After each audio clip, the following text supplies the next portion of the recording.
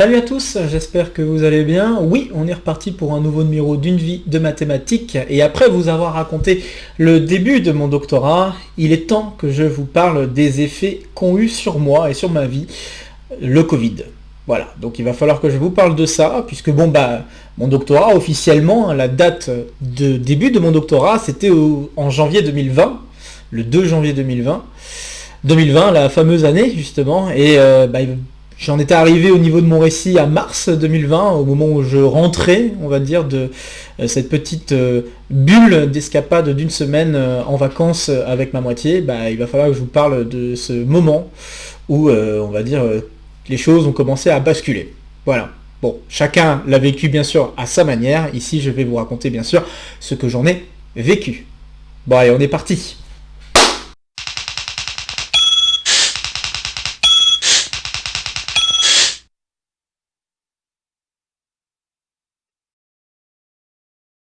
Mars 2020. Donc je reprends mon récit au moment où je rentrais à Montréal, c'est-à-dire le 7 mars ou quelque chose comme ça, 7 mars 2020.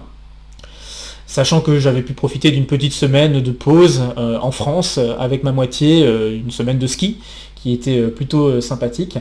Mais déjà pendant cette semaine, on entendait parler de plus en plus de la pandémie, et c'était déjà un peu le cas les mois qui précédaient.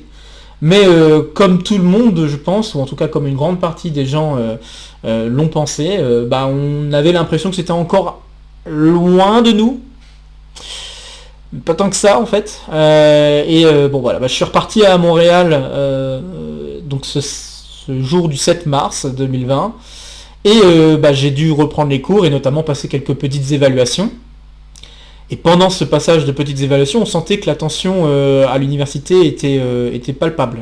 Parce que on sentait que les gens n'étaient pas très à l'aise. Pas nous, peut-être pas nous en tant qu'élèves, mais en tout cas les profs étaient de moins en moins à l'aise avec le fait d'avoir quelques personnes dans la classe. Alors quand je dis quelques personnes, c'était une dizaine, quinzaine dans la classe pour chacun des cours, puisque c'est des cours de doctorat, donc on se doute, peut-être pas, mais on n'est pas forcément nombreux à valider des cours, donc souvent les gens qui valident les cours, c'est des gens qui sont soit en doctorat, soit en maîtrise, donc quand on suit ces cours-là, bien sûr, il n'y a pas beaucoup de monde, mais déjà 15 personnes, les professeurs étaient moyennement... ils avaient un entrain un peu plus petit pour donner les cours, ils se sentaient de moins en moins bien, et il y a eu des annonces qui sont tombées au Québec pour arrêter de donner des cours. En fait, donc je crois que c'est quelques jours après que je sois arrivé, quelque chose comme le 10, peut-être un peu avant le 10, il y a eu une annonce comme quoi, il faut que tout le monde reste chez lui, etc. Donc on arrivait au moment du confinement. Le Québec n'était pas totalement, et le Canada de manière un peu plus générale, c'était pas un confinement très sévère. C'était pas un confinement très sévère parce que on avait quand même le droit de sortir. Il y avait juste une histoire de couvre-feu qui se mettait déjà en place. Et je parle bien de couvre-feu, puisque au Québec c'était le cas, il y avait un couvre-feu. Donc je crois que c'était très tôt, par contre, si ma mémoire est exacte, c'était quelque chose comme 19h. Et voilà, donc ça a commencé à se mettre en place. Je crois que ça s'est vraiment mis en place le 14, aux alentours du 14 mars. D'ailleurs, le jour à laquelle, en fait, Emmanuel Macron, et je l'ai appris plus tard, je ne l'avais pas appris sur le moment, mais j'ai appris plus tard qu'il avait fait une annonce ce jour-là pour dire que tout le monde devait fermer, confinement total, à partir de ce jour. Ça a été assez... quand j'ai appris ça avec le recul, et j'ai pas vu je crois que je l'ai vu très vite fait, peut-être, son discours par rapport au confinement. Et ça m'avait fait quand même quelque chose, parce que je me suis dit, j'ai raté ça en France, mais bon. Je l'ai vécu aussi au Canada, et l'annonce n'était pas... elle était solennelle, comme l'a été pour Emmanuel Macron, puisque là c'était Trudeau, c'était Justin Trudeau qui annonçait la chose, et puis par la suite ses ministres pour les différentes régions, les différentes provinces, et donc pour le Québec, c'était François Legault, si je dis pas de bêtises. C'est vrai que ça fait quelque chose quand on commence à nous dire faut faire gaffe au supermarché, tout ça. Et en plus on a affaire à quelque chose qui est assez inconnu en termes d'épidémie, donc on sait pas trop sur quel pied danser. Et donc, bah voilà, on avait plus cours à partir des environs du 14, mais je crois même la semaine, enfin, plus ou moins à partir du 10, hein, je crois même, au Québec, on faisait déjà plus cours à l'université et aux autres écoles, hein, donc les écoles primaires et tout ça, les équivalents au Québec. Et bah, on nous apprend petit à petit que le confinement va durer.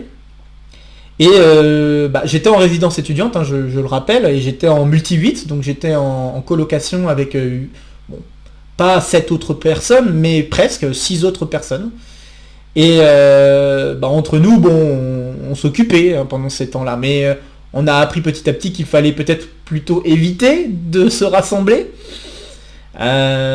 Chose que je comprends un peu plus avec le recul, mais c'est vrai que sur le moment ça nous a fait bizarre de nous dire que c'est pas normal qu'on se trouve encore tous ensemble dans notre colocation.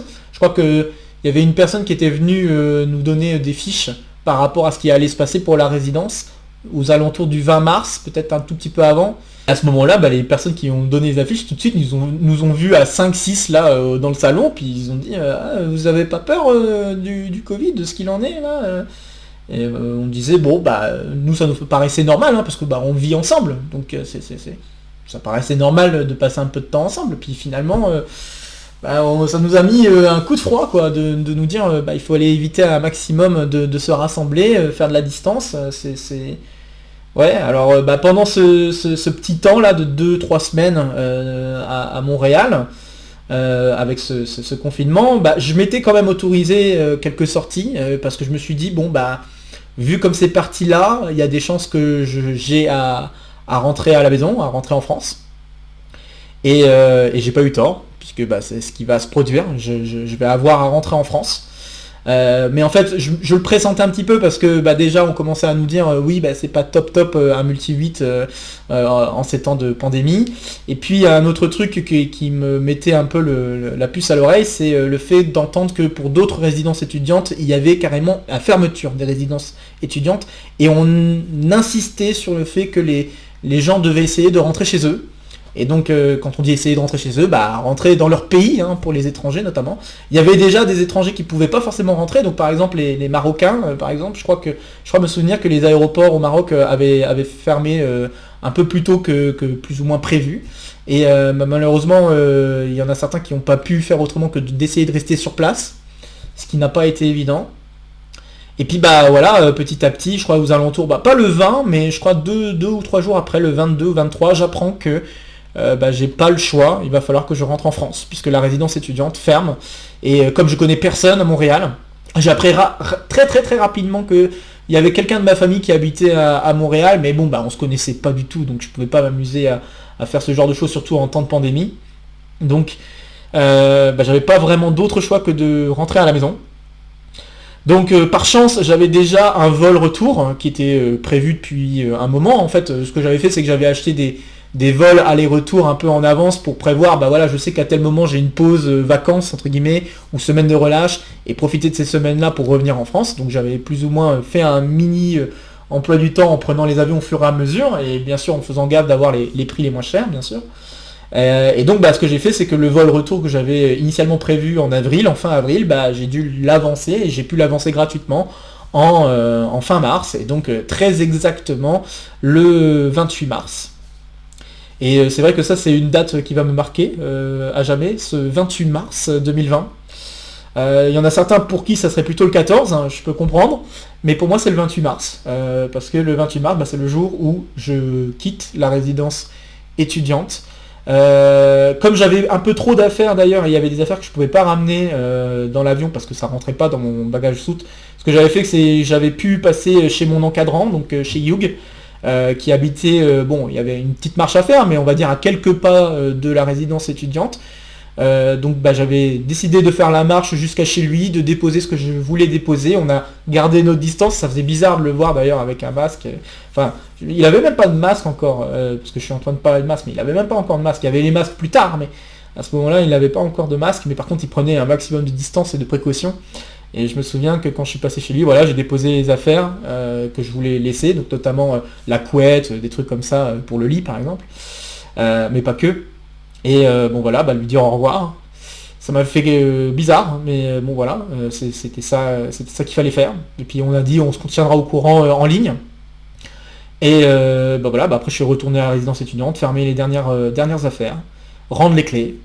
Puis voilà, bah là je commence un périple qui va me paraître très très étrange. Donc là je suis toujours le 28 mars 2020. Et bah, je prends le métro, puis le bus, hein, ça c'est le trajet habituel quand on veut se rendre à l'aéroport de Montréal, donc l'aéroport de Trudeau, Pierre-Elliott Trudeau. Je sais plus si c'est le père ou le grand-père d'ailleurs au passage, mais bon bref, je sais que c'est un lien de famille, il y a un lien de famille entre Justin Trudeau et Pierre Elliott, et je sais plus vraiment lequel, et je revérifierai. Et bon voilà, bah, j'arrive à l'aéroport, et là ce qui m'a fait super bizarre par rapport aux dernières fois où j'avais pris l'avion, c'est le fait de voir l'aéroport vide. Mais alors, vide. Quand je dis vide, c'est vide. Il n'y avait pas très très peu de personnes en fait, pas un chat quoi. C'était ça faisait bizarre. Enfin, on a beau voir les images, même encore maintenant revoir des images de villes vides et tout ça, mais quand on est vraiment dedans et que bah on est obligé de bouger, d'aller de tel endroit à tel endroit, bah, ça fait quand même bizarre de voir des endroits où c'était très très très peuplé, vide. Et là, bah là, l'aéroport vide. Bon, j'étais quand même content de pouvoir déposer mon bagage en soute très rapidement. Ça, on va dire que c'était un avantage. Mais vide, quoi. Et ça m'a fait une sensation très bizarre. Donc bon, bah bien sûr, on fait le passage habituel pour rejoindre l'avion. On voit le panneau de contrôle concernant les vols qui partaient pour la France et qui partaient même pour ailleurs. Et je me suis rendu compte qu'en fait, c'était le dernier vol, enfin, pas tout à fait mais un des derniers vols de l'aéroport. Après, l'aéroport allait fermer. Le lendemain, l'aéroport allait fermer. Et donc, j'étais heureux d'avoir eu la chance. Je me suis dit, j'ai eu la chance qu'on ait pu me donner une place pour ce vol, parce que bah, si j'avais pas ça, j'aurais été obligé de rester quelques mois à Montréal. Donc, et sachant que j'aurais pas pu le faire dans la résidence étudiante, donc ça aurait été très très très compliqué. Mais bon voilà, bref, j'avais pu avancer vers l'avion, et déjà pareil, hein, on passe on passe tous les trucs de contrôle, et là pareil, c'est assez vide. Et là, ce qui m'avait fait aussi très bizarre, c'est de passer à travers le duty free, qui généralement est illuminé, plein de gens, plein de vie, et là, vide, noir, fermé, un peu comme une maison hantée, quoi. Ça faisait, même là en reparlant, ça me fait un effet très particulier. Et bah, j'arrive devant la porte d'embarquement. Il y avait quelques gens quand même, mais on nous invitait à prendre la distance. Alors par contre ça m'a paru très très très très étrange. Mais on nous invitait à prendre de la distance avant de rentrer dans l'avion. Puis une fois dans l'avion, bah il n'y avait plus de distance. Alors bon, vous pourriez me dire, oui, bah si tout le monde s'est dit de rentrer en France, tous ceux qui voulaient rentrer en France, ou en tout cas qui se sentaient un peu obligés de rentrer en France, l'ont fait. Si on se dit ça, bah, c'est à peu près normal que les vols soient bondés. Mais bon, bah, ça fait quand même bizarre quoi qu'on impose les distances à respecter et qu'arriver à un certain point, bah on peut pas. Et bon, bah on se retrouve serré. Mais enfin, bref, ça m'a fait très étrange. Et puis bon, bah le vol était pénible. Le vol en avion était pénible, mais pénible au possible parce que bah, la moindre personne qui toussait, c'était tout de suite. Mais comment est-ce que il y avait quelqu'un tout de suite qui disait comment vous avez pu faire rentrer cette personne dans l'avion, ça tombe, elle est malade et puis on va tous la voir. Paranoïaque au possible. Oh là là, t'avais envie de lui dire mais tais-toi. C'était vraiment d'un fatigant, d'un stressant, pas possible quoi. J'ai jamais. On va dire qu'il y a eu un moment d'accalmie où j'ai apprécié un peu le vol, c'est en voyant le lever de soleil, hein, comme plus ou moins d'habitude, mais en dehors de ça, c'est vrai que le vol avait vraiment un goût amer quoi. Je me sentais vraiment pas bien pendant tout le vol. Le fait d'être serré et tout ça, vous imaginez quand même ce genre de situation. Pendant la pandémie, c'était quand même très compliqué, surtout qu'on commençait à nous rentrer un peu dans la tête que voilà, fallait éviter la distance, fallait éviter ce genre de choses. Et là, bah, pendant 6 heures, s'il y en avait un qui l'avait, enfin 6 heures, 7 heures même, un peu moins peut-être, 6 heures et demie, 7 heures de vol, s'il y a quelqu'un qui a le Covid, bah, on était quasiment certain que tout le monde l'avait. c'est quand même une situation assez pesante, quoi. Donc voilà, ouais, ça m'a fait très très bizarre. Et puis on continue, hein, parce que la journée n'est pas finie, hein. On atterrit à l'aéroport Charles de Gaulle. Et là, pareil, on arrive à Charles de Gaulle, vide. Ça fait bizarre, hein, de se dire ça. Un aéroport international comme ça, un des plus grands aéroports internationaux qui est vide. Ça fait vraiment bizarre. Surtout que je l'ai connu un petit peu plein, quoi. Je l'ai connu les quelques mois précédents avec un peu plus de monde, quoi. Et là, vide. Mais je pense que le moment qui m'a le plus... parce que là, je parle de certains moments qui m'ont vraiment fait quelque chose, et ces moments de voir le vide vraiment devant soi, quoi, et faire face à ça. Mais je trouve que le moment qui m'a marqué le plus en parlant de ça, du vide, qui était pesant, c'est arrivé à la gare de Paris, Paris-Gare du Nord. Donc oui, je vous passe un peu des détails de passage à la douane, où bon, il n'y a pas eu trop de difficultés, juste on a vérifié que j'avais écrit une lettre, parce qu'il fallait écrire une lettre manuscrite, je ne pouvais pas avoir de papier particulier, je crois que je me souviens à cause du fait que c'était un déplacement long, donc il fallait que j'écrive une lettre spécifiant que je rentrais chez moi. Et voilà, c'est tout. Puis bon, après il y a bien sûr eu le RERB et tout ça. Je vous passe ces petits détails parce que le RERB, ça va, il y avait un peu de gens, même si évidemment par rapport à d'habitude c'était peu, mais il y avait des gens quand même, et puis j'avais pu discuter un petit peu. Mais c'est vraiment en arrivant à la gare du Nord, Paris Nord, surtout que avec ce que j'avais vécu, avec l'école normale supérieure Paris-Saclay et tout ça, j'avais l'habitude de passer beaucoup de temps dans la gare, hein, finalement, à essayer de prendre les trains et tout ça, hein, quand on repense à ce que j'ai raconté au cursus de mon cursus là. La gare du Nord, Paris, gare du Nord, vide. Il faisait froid et c'était dur. Je suis arrivé à Gare du Nord, j'espérais d'ailleurs arriver suffisamment tôt pour choper un train, parce qu'il y avait un train qui partait vers 8h30, si ma mémoire est bonne. Donc on est le 29 mars, hein, maintenant, évidemment avec le décalage horaire et tout ça. Et je suis arrivé malheureusement un poil en retard, je crois que je suis arrivé à 8h45 et le train était parti. Donc j'étais obligé d'attendre le prochain train, et le prochain train était à 13h. Donc il a fallu attendre presque 5 heures dans la gare Paris Nord pour avoir le prochain train. Mais alors, c'était pesant de voir la gare de Paris, gare du Nord vide. C'était waouh. Enfin moi, je pense que c'est ça qui m'a marqué, un des trucs qui m'a marqué le plus, je pense. Mis à part bien sûr tout le voyage, hein, parce que tout le voyage aussi m'a marqué, mais alors Paris, gare du Nord vide. Ça m'a fait quelque chose. Et surtout de devoir y rester longtemps, d'avoir froid, alors que généralement j'ai pas très froid, moi. Je suis quelqu'un qui est pas très frileux. Et là, d'avoir cette sensation de froid, parce que peut-être le bâtiment et le fait qu'il y a personne, tout ça, ça m'a fait, ça m'a marqué beaucoup, vraiment beaucoup.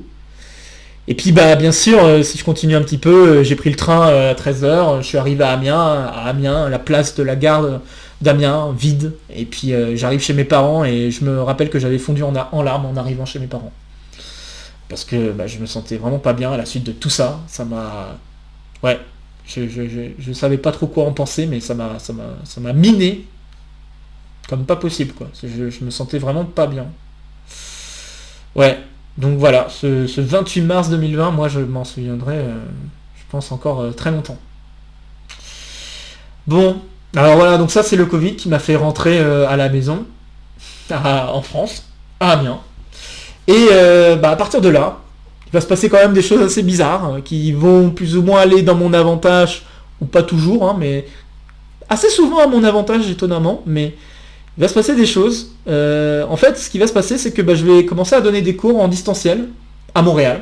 Je vais commencer à suivre des cours en distanciel à Montréal. Il y a la plateforme Zoom qui est proposée de plus en plus pour continuer à suivre les cours ou donner des cours. Et donc, on commence à mettre en place ce genre de système. Et c'est assez marrant quand même quand j'y pense que ça s'est joué à tout ça. Tout ça s'est joué à ce genre de choses, mais... Oui, je commençais à suivre des cours en distanciel, mais bien évidemment, ça n'avait pas la même saveur que d'être sur place. Il y avait le décalage horaire qu'il fallait gérer, évidemment, parce que quand on suit des cours ou quand on donne des cours, si le cours était prévu à 13h, ça veut dire qu'en France, il faut le faire à 19h, ou il faut le suivre à 19h. Donc faut imaginer, voilà, hein, il y a le décalage horaire qui va jouer un grand rôle sur la suite. Mais surtout que la période de Covid, pour moi, a duré très longtemps. Enfin, en tout cas par rapport à la situation pandémique qu'on vivait en mars, et puis bien sûr les plus différentes vagues qui sont tombées, pour moi, ça a duré longtemps, quoi. Ça a duré 1 an et demi, 2 ans. En fait, je suis pas retourné à Montréal pendant un an et demi, quoi. J'avais pas pu retourner à Montréal pendant 1 an et demi. À cause du fait que quand le Covid commençait à aller un peu mieux en France, ça s'empirait au Québec ou au Canada. Et puis inversement, quand au Canada ça s'améliorait un peu, en France ça a empiré. Il n'y a pas eu... Vraiment, il n'y a pas eu d'ouverture pour retourner à Montréal jusqu'à 1 an et demi après. Donc jusqu'à octobre 2021. C'est quand même fou, quoi. Je me dis encore, c'est fou. C'est fou que ça se soit passé comme ça. Et du coup, j'ai dû suivre des cours en distanciel, j'ai dû donner des cours en distanciel. Alors je voulais aussi, mais ça m'a mis dans une situation où je me retrouvais à finalement pouvoir donner des cours en France et au Canada. Et c'était marrant comme situation pour moi, marrant au sens bien sûr étrange, mais aussi marrant au sens vraiment drôle aussi, parce que c'est une situation que j'aurais jamais envisagée auparavant, quoi. Ça m'a mis dans une... J'avais l'impression d'être dans un univers parallèle, quoi, où je me retrouvais à faire des cours en distanciel, et en même temps et vivre un peu mon doctorat entre guillemets à Montréal, même si j'étais pas à Montréal. Et de l'autre côté, je reprenais l'école en classe prépa à Tulier, à Amiens. C'est marrant, quoi. Enfin, ça m'a fait une drôle de situation double. Et ce qui est d'ailleurs fou, hein, quand je dis que j'ai donné des cours en parallèle à la fois en France et au Canada, j'y repense d'un seul coup, mais c'est vrai qu'en plus j'ai eu l'occasion de donner des TD au sein de l'ESIE, hein, donc une école d'ingénieurs qui se trouve à Amiens. Et c'était fou ça, parce que c'était une opportunité qu'on m'avait proposée l'année dernière, je crois, si ma mémoire est bonne. Et j'avais dû refuser parce que je devais partir à Montréal. Et là, je me retrouve l'année d'après à pouvoir finalement faire une année scolaire au sein de l'ESIE pour justement pour donner des TD. Je me suis retrouvé dans cette situation. Alors c'est vrai que aussi d'ailleurs avec le recul, j'y pense, j'aurais peut-être pu et j'aurais peut-être dû essayer de valider l'agrégation. Alors bon, je dis pas que ça aurait été une bonne idée, parce que ça demande quand même pas mal d'heures d'enseignement. Je pense pas que ça aurait été une complète bonne idée, mais c'est vrai que j'aurais pu profiter de cette année que j'ai fait en France, donc année et demie comme j'ai dit, un peu plus de l'année et demie, justement pour valider l'agrégation. J'aurais pu. Bon, j'ai pas pensé à ça, évidemment, avec tout ce qui se passait, je pouvais pas forcément penser à ça. Surtout que les vœux pour l'agrégation a été à renouveler aux alentours de mai 2020, donc puis après mai 2021. Donc voilà, j'avais pensé à ça pendant le milieu de l'année en fait. Et c'était déjà trop tard. Mais c'est vrai qu'avec le recul, je me dis j'aurais peut-être pu et j'aurais peut-être dû chercher à valider l'agrégation pile à cette année-là. Chose qui aurait été complètement folle, quoi. Je suis en doctorat à Montréal et de l'autre côté, je cherche à valider l'agrégation. J'aurais presque pu parce qu'en tout cas, j'ai donné pas mal d'heures de TD à l'ESIE de septembre 2020 jusqu'à avril 2021. J'avais donné des cols au lycée Louis Tulier à Amiens, pareil, de septembre jusqu'à juin même. Et j'avais même donné des petits cours vers la fin pour aider mon prof, le prof qui gérait, donc Vincent Van Kerkhoff, que je remercie encore de première année de classe prépa. Et voilà, quoi. Enfin, je trouve ça fou, quoi. Ça m'a mis vraiment dans un monde parallèle que j'aurais jamais pu imaginer avant ça. Je trouve ça encore fou aujourd'hui. J'ai pu par la suite, après cette vague pandémique, revoir ma moitié. Ça aussi, ça a été compliqué d'attendre, parce que on ne sait pas trop quoi faire, d'ailleurs, dans ces moments-là, quand on a l'habitude d'être toujours dans les mathématiques et d'avancer, et voilà, d'avoir besoin de se déplacer, tout ça, de se retrouver dans des situations où on ne fait plus grand-chose, parce que il y a plein de trucs qui nous travaillent dans notre tête. C'est vrai que ça crée des moments où on ne sait pas trop quoi faire, et on attend qu'une chose, c'est peut-être de passer des bons moments d'une manière ou d'une autre, soit avec sa famille, soit soit avec ses amours ou sa moitié. Et voilà, bah c'était ça. Moi, je n'attendais qu'une chose, c'était de la revoir. Parce que bah là, ça faisait, ouais, on a passé un peu plus d'un mois comme ça. Du coup, moi j'étais rentré, et puis bah on pouvait pas se voir. Donc ouais, pareil, c'était compliqué. C'était compliqué. Mais oui, ça m'a mis quand même dans une situation assez étrange à pouvoir donner des cours, suivre des cours en ligne à Montréal, valider des trucs aussi d'examens, parce que je me souviens avoir passé des examens écrits en été, parce que normalement je devais passer des examens écrits pré-doctoral, je devais les passer en fin avril, et puis ça a été décalé à cause du Covid et tout ça, à fin août. Et je me souviens que je les avais passés en distanciel, donc j'étais connecté, on me voyait à l'écran, et je faisais les sujets à l'écrit comme ça. Donc c'était un peu spécial comme truc, mais bon voilà, bah, c'était comme ça que les gens avaient décidé de fonctionner. Et voilà quoi, ça faisait bizarre. Alors bien sûr, côté social par rapport à Montréal, bah c'était compliqué. Ça m'a coupé de tout. Je commençais à peine à faire connaissance avec les gens, et bon bah j'étais pas ouais, au début j'étais peut-être pas très sociable, hein, j'étais un peu timide, donc c'était un peu difficile d'aller vers les gens quoi. Et le Covid a fait que bah c'est même pas une question que ce soit difficile d'aller vers les gens, c'était impossible presque d'aller vers les gens. Et c'était difficile d'essayer de communiquer, même on connaît pas tous les noms en plus, hein. Moi je connaissais pas encore tous les noms des doctorants qui étaient là-bas, donc c'était difficile d'avoir un contact, d'envoyer des mails en connaissant les noms. C'était une situation compliquée. Bien évidemment, je ne suis pas le seul à l'avoir vécu, hein. Bien sûr que vous avez certainement vécu des choses aussi de votre côté, mais c'est vrai que le côté isolement social par rapport à Montréal, bah, ça m'a fait quelque chose quoi. Bah en fait les seuls gens avec qui je pouvais discuter un peu plus, c'était les gens avec qui je commençais à m'entendre dans les groupes de travail qu'on avait formés déjà à partir de janvier, avec les gens qui étaient en post-doc et tout ça. Et bon voilà, bah, ça m'a permis quand même de connaître les profs, hein, et donc du coup de m'entendre avec eux. Et notamment voilà, François Bergeron qui a été d'une gentillesse dès la première fois que je l'ai vu jusqu'à la fin du doctorat, et même certainement encore un peu après, hein. Mais enfin voilà, heureusement qu'il était là aussi quoi par rapport à Montréal, parce que c'est vrai que voilà, ce genre de professeur gentil et tout ça, alors à savoir que ça l'avait lui aussi affecté énormément parce qu'il n'arrivait plus à donner des cours, il lui fallait vraiment des visages quoi. Et c'est vrai que ça aussi, ce côté de faire des zooms, de faire des discussions comme ça en distanciel sans voir les visages, bah ça crée un vide. On a l'impression de parler face à un vide, et c'est pas toujours facile. Alors on me dirait, bon moi là je parle devant une caméra, je suis peut-être un peu fou, et pareil, je suis peut-être en train de parler face à un vide, mais enfin on va dire voilà quoi, ça a créé une situation assez incroyable quoi. Et ouais, donc pendant 1 an et demi, j'ai été obligé de continuer mon doctorat en distanciel. Ouais, c'est sûr que quand on s'attendait à devoir vivre un truc à l'étranger, bon bah ça casse le moral, hein, c'est sûr. Mais voilà, j'ai cherché à tirer parti des avantages, comme par exemple bah, passer du temps avec ma moitié, chose à laquelle je m'attendais absolument pas. Parce que bon bah pour moi, je partais à Montréal, alors bon, on aurait essayé de se voir une fois tous les 2 mois, ou une fois tous les mois et demi, hein, comme je commençais à faire. Mais je m'attendais absolument pas à ce genre de situation, et ça a même amené petit à petit, notamment avec la deuxième vague de Covid qui est arrivée aux alentours d'octobre-novembre, ça nous a même amené à nous installer ensemble.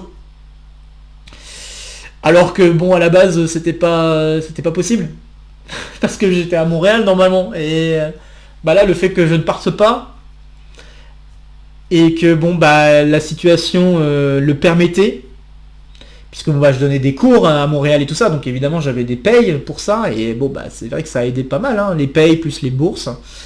Et bah voilà quoi, ça a donné une situation aussi étrange que celle-là quoi, un monde parallèle que j'aurais jamais cru possible avant ça quoi. Vraiment j'en reviens pas encore aujourd'hui à la fois chance et malchance que j'ai eu, parce que malchance évidemment pour ne pas avoir vécu mon expérience étrangère jusqu'au bout. Mais chance, parce que il y a des choses que j'ai pu vivre et qui n'étaient pas forcément prévues au programme, mais bon, qu'importe, c'est des avantages malgré tout. Et passer du temps avec ma moitié et même jusqu'à m'installer avec elle, et puis avoir l'occasion d'avoir ce bureau par exemple, d'avoir cette salle pour moi tout seul, ça s'est fait plus ou moins grâce au Covid, hein, on peut dire ça. Alors c'est sûr que encore une fois, il y a des situations positives, négatives, et bon voilà, je le redis, je me répète peut-être, mais là je vous parle vraiment de mon ressenti, de ma façon de l'avoir vécu, hein, et donc évidemment chacun l'a vécu différemment, il y en a qui l'ont vécu peut-être encore plus mal que moi, ne se sont pas forcément retrouvés dans des situations aussi bizarres que celle-ci, mais et puis peut-être que il y a des gens qui ont perdu des proches, hein, ça voilà, j'imagine bien, hein, parce que il y a quand même eu des morts à la suite de cette pandémie, donc faut pas l'oublier. Même si aujourd'hui on est plus ou moins tous vaccinés, même s'il y en a certains qui n'ont peut-être pas accepté de se faire vacciner, on accepte les choix, il n'y a pas de problème. Mais ce que je veux dire, c'est que voilà quoi, il y a eu une étape de passé par rapport à cette pandémie, et c'est vrai qu'aujourd'hui il y en a qui, j'ai l'impression, il y en a qui oublient un peu cette situation pandémique, hein, quand on y réfléchit aujourd'hui, hein, parce que quand on regarde ce que ça donne dans les classes, quand on regarde ce que ça donne dans les universités, quand on regarde ce que ça donne dans les supermarchés, quand on compare ce qui s'est passé il y a 2 ans, 3 ans, par rapport à ce qui se passe aujourd'hui, ça fait quand même très bizarre, hein, à quel point les gens sont capables presque d'oublier ce passage de la pandémie. C'est bon, c'est peut-être un mot un peu fort, le mot oubli, mais c'est vrai que il y a une petite impression que on est en train de vivre comme si presque de rien n'était, alors que on a vécu quelque chose d'énorme. J'ai du mal à trouver les mots en fait, je pense.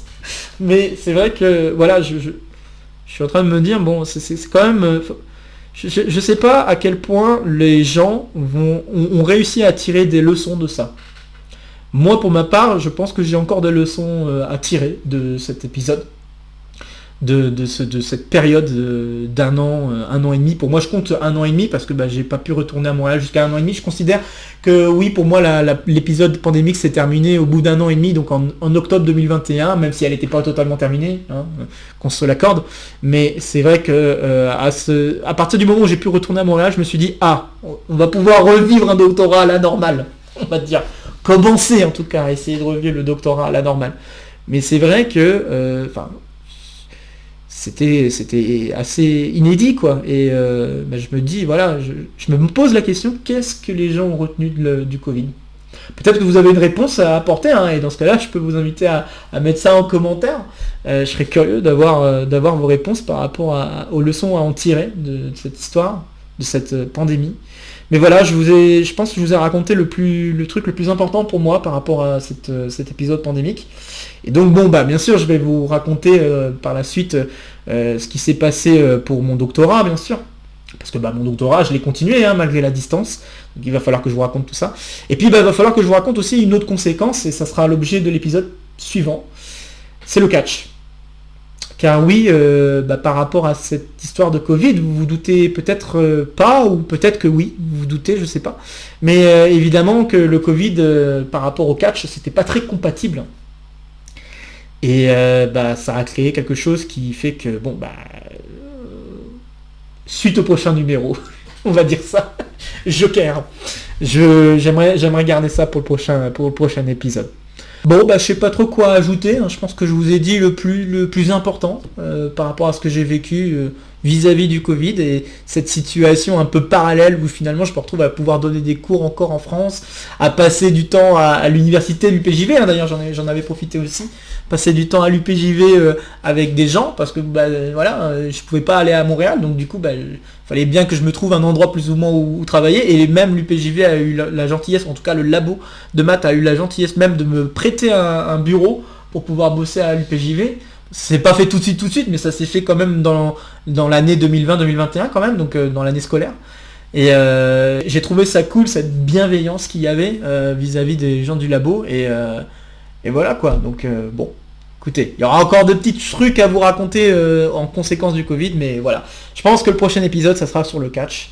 Et vous parler vraiment de ces conséquences du Covid sur le catch et sur le sport, hein, voilà quoi. Donc, bref, on va s'arrêter là. Alors comme d'habitude, n'hésitez pas à laisser en commentaire vos questions, vos remarques, vos retours concernant cet épisode. Et encore une fois, je vous invite, si vous avez une réponse à cette question, quelles sont les leçons que vous avez tirées du Covid, et si vous en avez peut-être pas tiré encore toutes les leçons, hein, voilà. Je serais curieux d'avoir vos avis là-dessus, ça peut être intéressant, je pense, de discuter un peu de ça. Donc voilà, puis comme d'habitude, hop, ici ça sera pour vous abonner, ici ce sera pour me soutenir, et puis 2 nouvelles vidéos vont se proposer à vous pour continuer à faire le tour de la chaîne. Sur ce, je vous retrouve très vite pour de prochaines aventures mathématiques. Portez-vous bien, surtout portez-vous bien, et à très bientôt. Salut à tous!